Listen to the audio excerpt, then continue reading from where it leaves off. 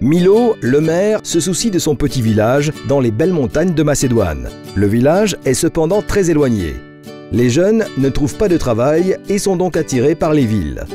Comment Milo peut-il assurer la croissance de l'économie villageoise et offrir un avenir à ses habitants?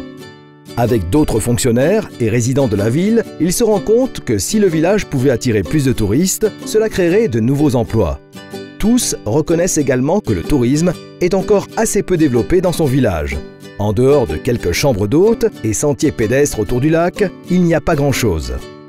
Après avoir mené des recherches sur le développement du tourisme durable, Milo a découvert Swiss Contact. Ensemble, lui et Swiss Contact développent un concept pour le village: aventure et expérience. Les montagnes environnantes semblent faites pour le parapente, le vélo de montagne ou le ski. Cependant, le maire sait bien que le tourisme peut également avoir d'autres impacts. Il se soucie particulièrement de la culture locale de son village ainsi que de l'environnement. Ces deux patrimoines pourraient être affectés négativement par le tourisme de masse. Swiss Contact organisera la première conférence sur le tourisme d'aventure de la région. Seront présents à cette conférence des représentants du secteur de l'hôtellerie et de la restauration, des voyagistes locaux, des membres de l'association des guides de randonnée en montagne, des guides touristiques, des acheteurs internationaux et plus encore. En outre, une stratégie de marketing conjointe est en cours d'élaboration. Les voyagistes locaux offrent des services durables pour le parapente, comprenant des nuitées, le transport, la formation, la planification d'itinéraires, des mises à jour météorologiques et des vidéos souvenirs. Ces offres ne visent pas un gain immédiat, mais seront rentables à long terme.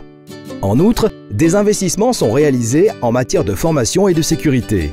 Les guides de montagne sont ainsi mieux formés et une opération de sauvetage en montagne coordonnée au niveau central est en cours d'organisation.